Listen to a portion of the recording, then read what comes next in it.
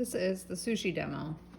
So I don't use a recipe when I'm making sushi. This is what I've come up with on my own, just from trial and error. So I'm gonna show you, for interest sake, if you wanna make it, you can. It's just sort of a way to make it easy to make at home. So these are seaweed sheets. You need them to make, this is called a hand roll. And this is what we're gonna make, which is called maki.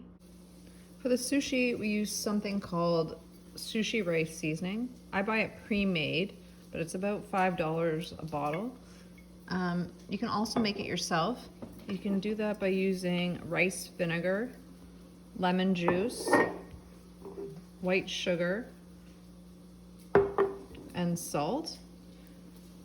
I've posted the recipe on Google Classroom. You're just gonna mix those ingredients together in a small saucepan and warm it up so that the sugar will dissolve. When you boil it, it will thicken, and then that will give you the same consistency or flavor as the sushi rice seasoning. So it's your choice whether you just buy it pre-made or you make it yourself.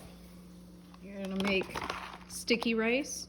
I've made 2 cups of sticky rice in my rice cooker. If you want, you can make it in a pot. You don't need a rice cooker. Just follow the instructions on the bag. It'll tell you how to do it. Sticky rice is as it sounds. It's stickier, so it doesn't dry out as much when it's done. So if it seems a little mushy when you're done cooking it, that's how it's supposed to look. I have avocado sliced. I have 2 here. Different ways that you can tell if an avocado is ripe is to squeeze it. If it's squishy, that's a good sign. That means you want to use it right away. Another way to check if it's good, like if you're at the grocery store or even at home, is to pop this little nub off the top. If it's green on the inside, that means it's probably green all the way through, so that's a good sign. If it gets dark like that, actually even darker when it gets darker than this, it means that the avocado's probably gone bad. You can cut it open and check, but that's usually a way to tell. And if you're grocery shopping, you can check them even before you buy them. If you're not going to use them for a few days, you want to buy them firm. If you're going to use them in the next day or 2, they can be a little soft. If you're going to use them right away, they can be soft, but you just want to check the top. Now to cut the avocado, it's tricky because there's a pit in the middle. So the way to do it, or the way I do it, is to cut down the middle. And then when I hit the pit, I just turn the avocado so that I've been able to slice it in half. So then I twist it, pop it out, and as you can see, it's green on the inside like I thought it would be. And then this is the pit. Now you want to be really careful, but the way that I take the pit out is to use the knife and to cut into the pit. It doesn't take much. And then twist it, and the pit comes out. And then I usually hit it against like the side of my cutting board to get it off my knife. Keep my hands away from the knife. Now again, we're gonna want slices of avocado. So I'm gonna cut through the skin and cut this piece in half. I just find it an easier way to peel it.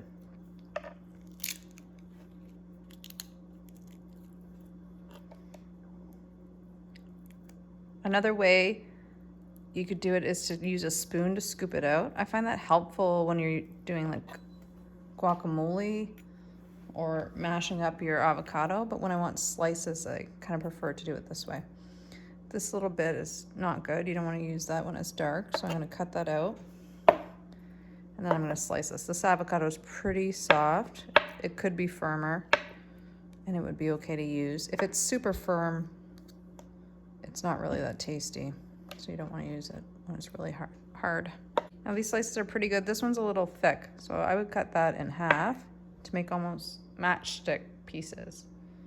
Cucumber sliced. When cutting cucumber for sushi, you want to get into long strips. So the way to do that is to slice it lengthwise. The first thing I did actually was cut the cucumber in half. And then I'm just slicing those pieces lengthwise. And then you can cut those slices in half again. I'm going to try using this length, but usually I would actually cut this part in half. So whatever you feel more comfortable with. You'll see the difference when I assemble the sushi. If you ever notice weird noises in the background, it's my dog, Lola. She's either begging for food or she's dragging her feet on the floor. I have shrimp that I bought cooked, frozen. It's already been cooked, it's already been deveined and cleaned. To prepare the shrimp, I'm just gonna pull the tails off.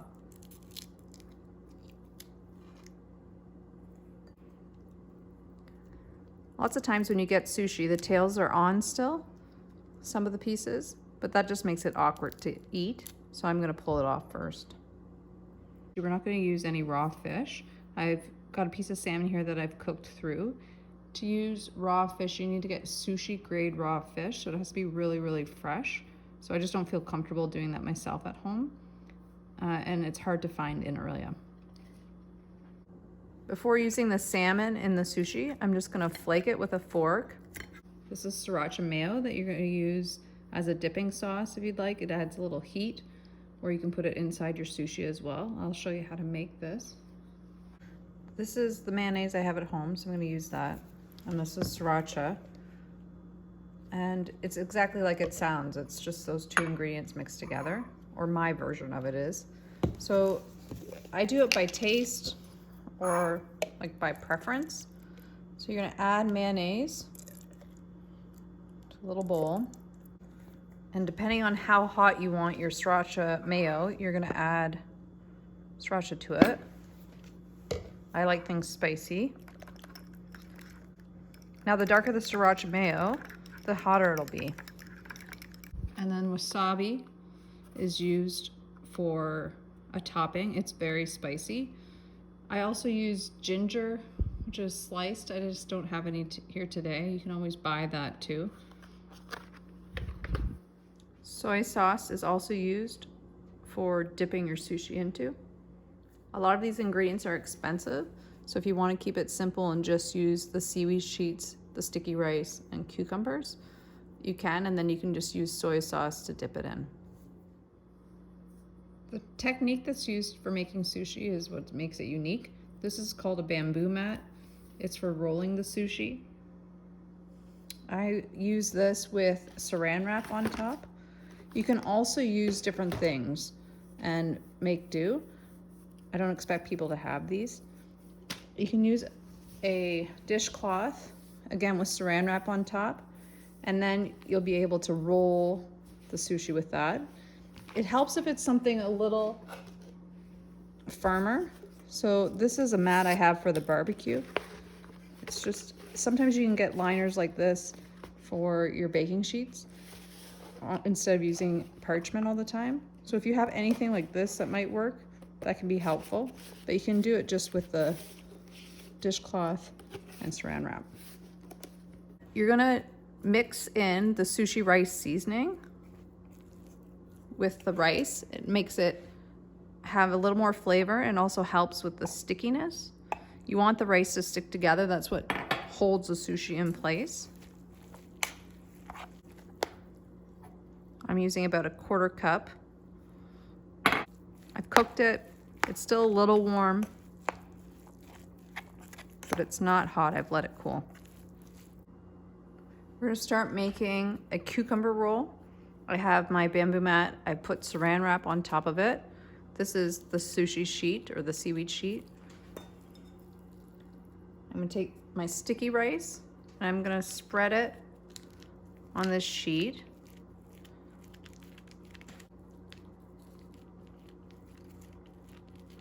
Evenly, but not too thick.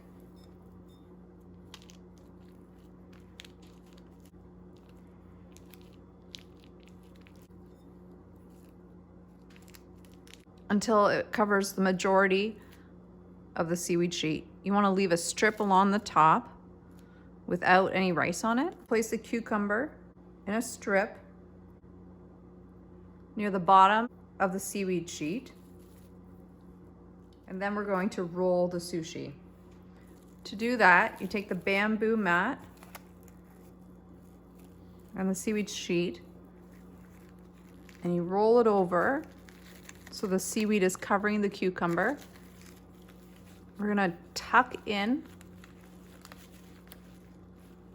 and then we're gonna grab the saran wrap, pull it away, and then start rolling away from ourselves, gently using a little bit of pressure from this hand. We'll unroll it, and we'll see that it's stuck together. A way to have this seaweed not peel away from itself is to dip your fingers in a little bit of water and brush it along the edge. Now we're going to cut the sushi. I'm going to use a serrated bread knife. That is so that I don't have to push down on the sushi when I'm cutting it, because otherwise the rice and the filling will shoot at the ends. With the serrated edge, we're going to use a saw-like motion, a back and forth motion, and be really gentle about it and not push down. I'm making these slices about the width of a finger. As you can see, my knife has been getting a little sticky from the sticky rice. So you can take a wet cloth or a wet paper towel in between and wipe it off. And that'll just help you when you're cutting. The end pieces are usually the messiest. Sometimes they're throwaways, but you can snack on them and try them. And this is our plate of cucumber rolls, which I think are called kappa-maki.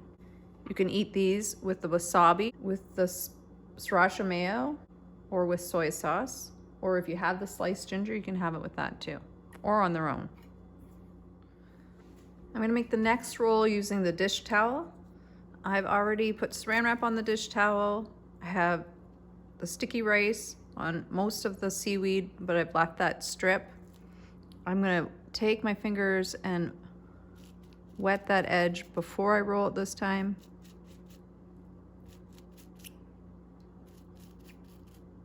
And now I'm gonna place my filling into the roll. This time I'm gonna do cucumber with avocado,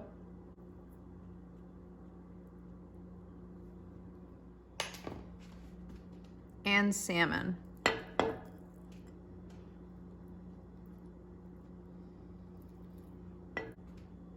might even throw a little bit of the sriracha mayo in.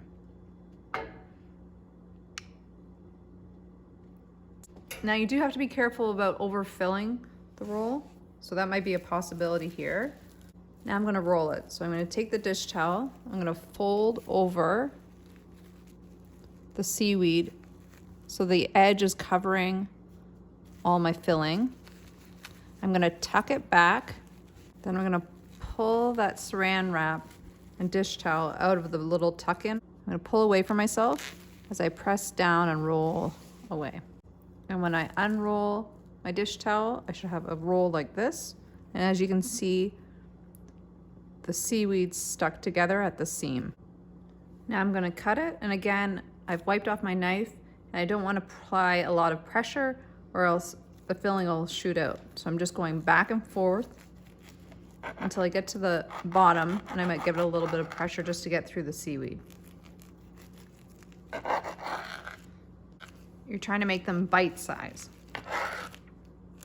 You can make any combination of the ingredients I showed you, or add your own ingredients if you'd like. Okay, now for how to dress your sushi. Dressing means how to use sauces and flavoring to add to it. So I have the sriracha mayo here. If I want, I can drizzle it on top of my rolls. I can use the wasabi by squeezing a little bit out on my plate. All wasabi is made differently. It's like using hot sauces. Each one has a different level of heat. So I usually try the littlest, tiniest amount on my sushi to determine how hot it is the first time I try one. Also, when you go for sushi, it often comes with a dish like this, where you can pour your soy sauce. Sometimes it's a bit bigger. And that's so you can dip your sushi roll into that sauce. When applying the wasabi, I usually just take the tip of my chopstick, put the littlest dab on it, and then add that to the toppings on top of my sushi. Another thing you can do is take your wasabi and mix it right into your soy sauce. and stir it in with your chopstick. If you have pickled ginger, then you put that on top of your sushi, and then you're gonna eat the whole thing in one bite. I'm gonna give you a little lesson on chopsticks. This is a set of chopsticks that we bought in Chinatown when my boyfriend's kids were little, and it's a training pair, so it holds the tops together and allows you to move them up and down like this, so you don't have to worry about figuring out how to hold them as much, and you can eat your sushi like that. Most often when you order sushi for takeout, this is what you'll get, or even if you go into a sushi restaurant. There's a couple tricks to this. You're gonna open your package of chopsticks. When your chopsticks come out, they're going to be attached near the top, and you're gonna pull them apart. This is a good example of what we're gonna do next, or why we're gonna do the thing we're gonna do next. The wood is falling apart, so there's all these little, they're hard to see, but little pieces of wood that you can get splinters from. So ideally, you're gonna rub your two chopsticks together, and that gets rid of those little dangerous pieces that could give you a splinter. As for holding your chopsticks, the way that you're gonna do that is, I always suggest to hold the first one like it's a pencil, but move it down to your ring finger and press it against it with your thumb. Also, you wanna have it wedged between your thumb and your forefinger, and as low as you can get. When I have it like that, I can lift my thumb off of that chopstick and it'll be firmly in place still. And then I'm gonna take my forefinger or my pointer finger, and I'm gonna take my thumb, and I'm gonna be able to move the top chopstick up and down. And this is really the trick to it. You hold the bottom one in place and you move the top one up and down like you're trying to pinch something. And that's how you pick up your sushi. If you want to make your own trainers, you can take a piece of paper and an elastic. Actually, this paper here is just this wrapper folded up. Place this wrapped up piece of paper sideways at the top of your chopsticks like this.